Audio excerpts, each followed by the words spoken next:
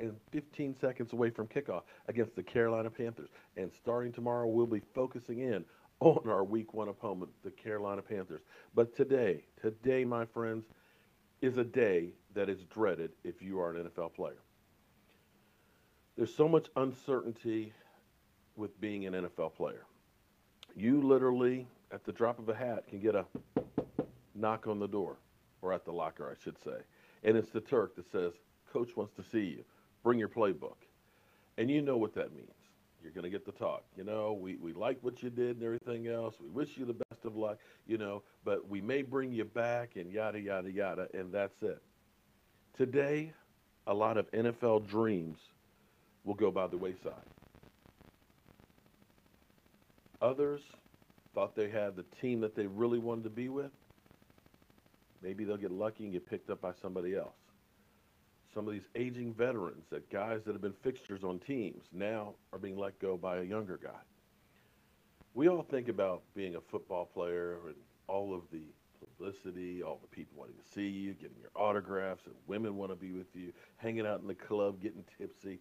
Think about all those great things, but we never think about the reality of the short career in the NFL and how hard it is to make a team. And right now, guys are waking up wondering, do I have a job after 4 o'clock today? And that's tough. We've already gotten rid of Kona Ely, as well as another defensive lineman. Of course, we've got to get down to 53 guys. We have 88 on the roster. It's quite a few people that will be unemployed from the Cowboys. And also the Cowboys are going to be looking around the waiver wire, and you never know, they may look at doing another trade. Now, before we go any further, surprisingly, Khalil Mack has been traded to the Chicago Bears. I'm not sure that's the place he really wanted to go, but it sounds like he definitely wanted to get out of Oakland. Now, here's an interesting thing. I will go on record saying, or I had been on record saying before, that I wanted John Gruden as a coach for the Cowboys. If for no other reason, because of the fire that he brings, because of that look, that snarl, that makes guys feel accountable. It's one of those things I think had been missing in past years from our Cowboys. But you have to start wondering, has the game passed John Gruden by? I know he's been in Monday Night Boop. He's seen every team that's out there, so he hasn't gotten far away from it. But the knock that I always had on John Gruden was this. John Gruden was good at taking talent that was already really good and getting him to take another step. The problem with John Gruden was building a team. When he went to Tampa, you can't argue with the team that Tony Dungy put together. Tony Dungy got that defense. He got the Warren Saps and stuff, and basically John Gruden came in and put enough fire underneath the guys to elevate him to get that Super Bowl. But when that talent aged out, and he was in charge of finding the talent, that team took a nosedive. And here's an interesting statistic that's hard to believe. But would you believe that John Gruden has a worse winning percentage than Jason Garrett, Scott Pagano, and some other so-so coaches out there? Kind of hard to believe. Now, we'll see what comes of the Raiders with what's going on with them letting go a guy like Khalil Mack. And I got to tell you, pass rushers are few and far between, so I'm not sure that that's the best move in the world. Now, of course, there is, of course, the story that keeps on giving, the Earl Thomas. Seattle's basically saying that they're getting offers from other people, but just not one to their liking. They've still on a record saying that they haven't gotten anything higher than a third round. And from what I'm hearing from my sources and from Mike Fisher and Brian Broaddus, that there was a second-round offer on the table.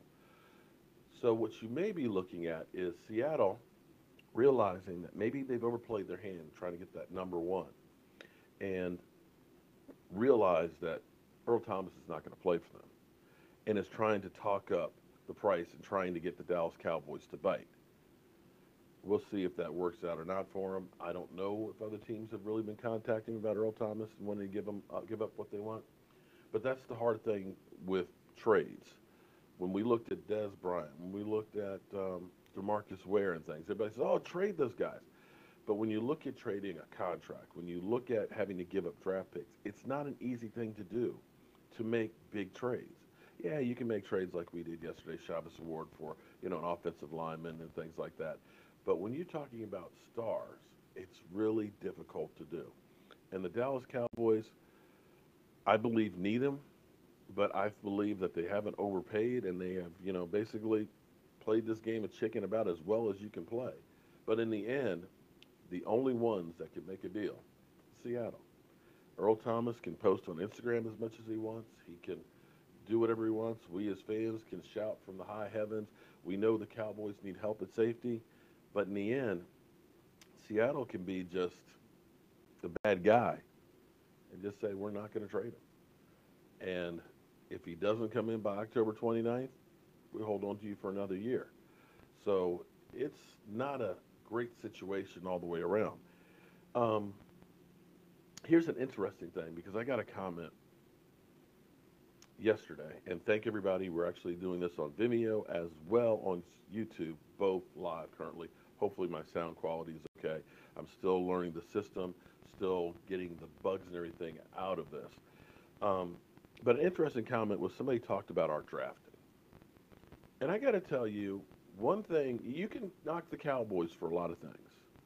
You can say that we don't win in the playoffs. You can say that, we get a good team and we underachieve. I get that. You can say those things. You can say the coaching staff's let you down. You can say Dak Prescott regressed the second half of the year.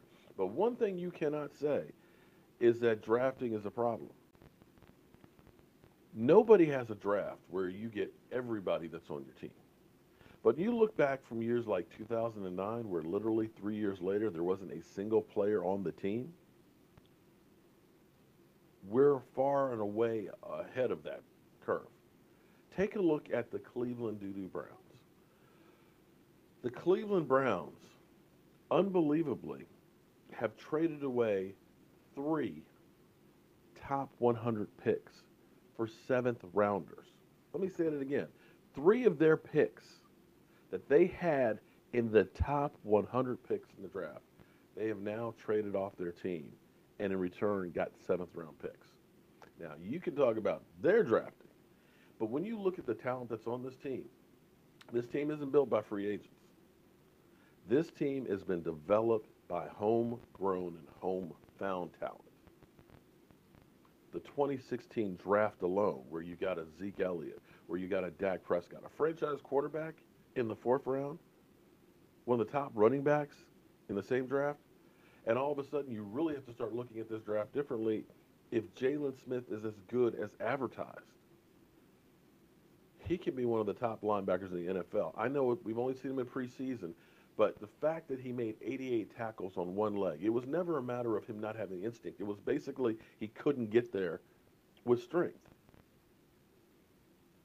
You add a Malik Collins, into that mix. You add an Anthony Brown, maybe a Rico Gathers.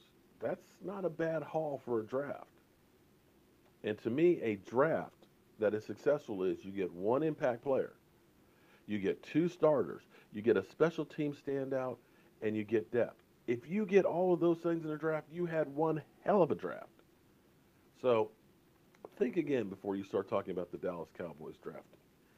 Now, today's cut downs, we basically have 6 hours. In the next 6 hours, some guys that we really thought a lot about on the team are going to be cut. They're going to be looking for other places to play. Somebody I think that's definitely that I wanted to see make the roster was a Lance Lenoir. Lance Lenoir did not help himself in the last game, and the game before, of course, with 2 fumbles on kick returns. And when you look at the amount of receivers, we're not keeping 8 receivers. So unfortunately, I think Lance Lenoir may be gone. I think Noah Brown will probably go on the practice squad. And Thompson, I think, is safe. So we're looking at, from that standpoint, the wide receivers being there, we're okay with that situation. You got Hearns, you got Gallup, you got Cole Beasley, Deontay Thompson. Did I say Gallup? And so on. Offensive line, I feel bad more than anything else for Chaz Green The Cowboys are very proud of their drafting, and they like to keep guys and give them all the opportunities in the world to make a squad and to be a player and be successful because that's their hallmark. But I unfortunately feel that it's finally time to move on from Chaz Green. I think he would benefit from maybe going to somebody else's camp where he is not under the microscope because it's not physical. Right now, it's mental. Something happened in that Atlanta game where his confidence is shot. His technique is not there. He is just literally a deer caught in the headlights. And I'm afraid that he is finally going to get cut. I know a lot of people will be cheering that one and so on. Rico Gathers. That's one of those ones that is a hot button issue. Me personally, I think he deserves a spot on the team. Even if you have to decide to make him kind of a hybrid type of player. You look at the NFL now, the NFL is now dominated by tight end play. The two Super Bowl teams were both led in receptions by their tight end. Gronk, it's been a force. Even when he's injured half of the season, is still a force and a major target. Zach Ertz with the Eagles. And to have a guy 6'7", that arms that reach to the sun, who can catch. It's one thing to be tall and have that, but then he can't catch. He's got hands. To me, you have to find a way to be able to use that guy in your system, even if it's only for 5 or 6 plays, because that is a mismatch. And make no mistake about it, in the NFL, the way you win is exploiting mismatches. Try and be a 5'10", 5'11" cornerback and trying to cover that guy when it's thrown up as a jump ball. The possibilities there. So, other places with us needing some help in situations.